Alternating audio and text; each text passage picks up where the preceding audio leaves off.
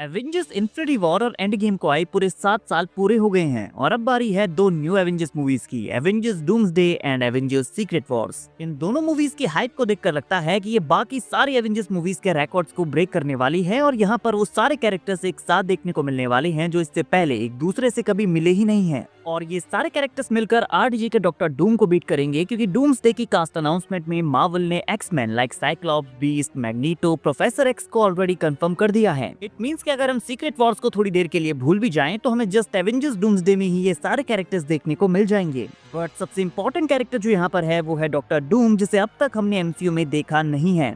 और मार्वल ऐसे ही कुछ और कैरेक्टर्स को भी डूम्सडे एंड सीक्रेट वॉर्स में इंट्रोड्यूस करने वाला है, जैसा कि हमने इन्फिनिटी वॉर और एंड गेम के टाइम पर देखा था। लाइक ऐसे कैरेक्टर्स जिन्हें हमने पहले एमसीयू में कभी नहीं देखा है। और आज हम बात करने वाले हैं इसी अपडेट के बारे में, जिसे शेयर किया है reliable industry insider cryptic HD quality ने, और वो पास्ट में भी अपनी इन्फॉर्मेशन को लेकर काफी एक्यूरेट रही है। तो Avengers Doomsday and secret Wars को लेकर उन्होंने एक न्यू अपडेट शेयर की है, जहां उन्होंने कहा है कि मैंने सुना है कि वो ऐसे हीरोज एंड विलन्स को इंट्रोड्यूस करने वाले हैं जिन्हें हमने पहले एमसीयू में कभी नहीं देखा है, और इस सागा के एंड के बाद आप उन्हें दोबारा बिग स्क्रीन पर कभी नहीं देखेंगे। और उन्होंने यहाँ पर क्लियर करते हुए ये भी लिखा है कि जब मैं ये कह रहा हूँ कि ये पहले कभी नहीं दिखाए गए, तो मेरा मतलब ये है कि ये कैरेक्टर्स ऑलरेडी एग्जिस्ट करते हैं, लेकिन पहले हमें वो स्क्रीन पर कभी देखने को नहीं मिले। तो उनका मतलब है कि मार्वल के ऐसे कई सारे कैरेक्टर्स हैं जो ऑलरेडी एमसीयू में है, बट हम उन्हें पहली बार यहाँ पर देखेंगे। एंड गाइस, अगर हम बात करें इन्फिनिटी वॉर और एंड गेम की, तो मार्वल स्टूडियोज एंड रूसोस ने वहां पर भी ऐसा किया था, बट बड़े ही सेंसिबल तरीके से। उन्होंने ओनली ऐसे कैरेक्टर्स को इंक्लूड किया था जो स्टोरी के क्रूशियल पार्ट्स के लिए इंपॉर्टेंट थे।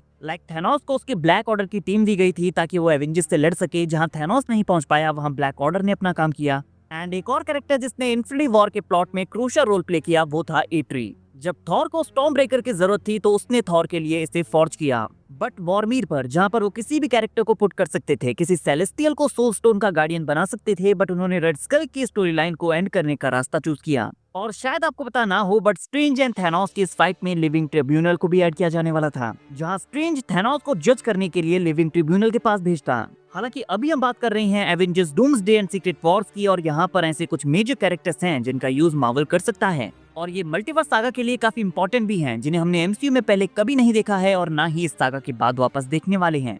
जिनमें सबसे पहला नाम जो माइंड में आता है वो है बियॉन्डर। और रिसेंटली रूसोस ने खुद कहा है कि वो 1980s के सीक्रेट वॉर्स के रन के टाइम पर बड़े हुए हैं, और हम साथ में 2015 के जोनाथन हिकमैन के सीक्रेट वॉर से भी इंस्पायर्ड हैं। और इन दोनों ही केसेस में बियॉन्डर इन स्टोरी लाइन्स का काफी मेजर पार्ट रहा है। बट गाइज, मैंने आपको ऑलरेडी ये बताया था कि क्यों बियॉन्डर हमें यहाँ पर देखने को नहीं मिलेगा, क्योंकि मार्वल ऑलरेडी लोकी को मल्टीवर्स के सेंट्रल पॉइंट पर प्लेस कर चुका है। और कॉमिक्स ने डॉक्टर डूम को बियॉन्डर्स की पावर चाहिए होती हैं ताकि वो गॉड एम्परर डूम बन सके, जहां पर वो उनकी पावर्स को स्टील करके मल्टीवर्स को बैटल वर्ल्ड में टर्न कर देता है। और एमसीयू में वो ऐसा लोकी की पावर्स को लेकर कर सकता है जो कि मल्टीवर्स के सेंटर पर सारी टाइमलाइंस को होल्ड किए हुए है। तो यहाँ पर बियॉन्डर्स को स्टोरी में इंक्लूड करना थोड़ा सा मुश्किल है। हालांकि 1980s एंड 2015 के सीक्रेट वॉर्स में उनका स्टोरी में काफी बड़ा रोल रहा है।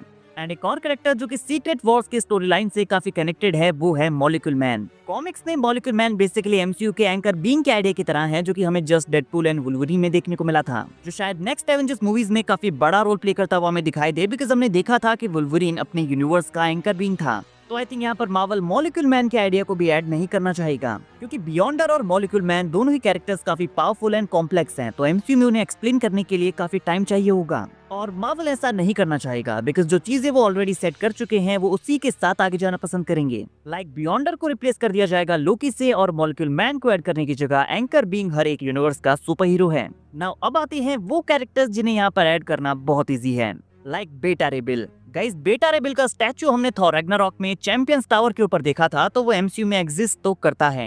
एंड गाइस, कॉमिक्स ने जब डॉक्टर डूम बैटल वर्ल्ड का क्रिएशन करता है तो उसकी थॉर कॉर्प्स की आर्मी होती है, जिसमें थॉर के मल्टीवर्सल वेरिएंट्स होते हैं। सो मे बी यहाँ पर बेटा रे बिल भी उनमें से एक हो सकता है। और ये एक ऐसा कैरेक्टर है जिसे ज्यादा एक्सप्लेन करने की जरूरत पड़ेगी भी नहीं। एंड आई नो, जैसा कि रूसोस ने इन्फिनिटी वॉर में किया था, यहाँ पर भी ऐसा करने वाले हैं। ऐसे कैरेक्टर्स को ऐड किया जाएगा जो कि इन मूवीज में पहली और आखिरी बार देखने को मिलेंगे, लेकिन मूवी के प्लॉट में वो एक क्रूशियल रोल प्ले करेंगे। एंड ऑब्वियसली मल्टीवर्स सागा है, किसी भी कैरेक्टर को यहाँ पर ऐड किया जा सकता है, लेकिन रूसोस बड़े ही वाइज तरीके से उन्हें यहाँ पर ऐड करेंगे, बिकॉज मूवी का हर एक सेकंड बहुत ही ज्यादा इंपॉर्टेंट है। नाउ गाइस, आप बताइए वो कौन से एमसीयू कैरेक्टर्स हो सकते हैं जो कि पहली और आखिरी बार हमें इन मूवीज में देखने को मिलेंगे, लेकिन प्लॉट में उनका बहुत ही इंपॉर्टेंट रोल होगा। क्या बियॉन्डर और मॉलिक्यूल मैन को ऐड करने की कोई पॉसिबिलिटी है? वीडियो अगर अच्छी लगी हो तो वीडियो को लाइक और चैनल को सब्सक्राइब करना ना भूलें, बिकॉज ऐसी अमेजिंग वीडियोस हम डेली लाते रहते हैं।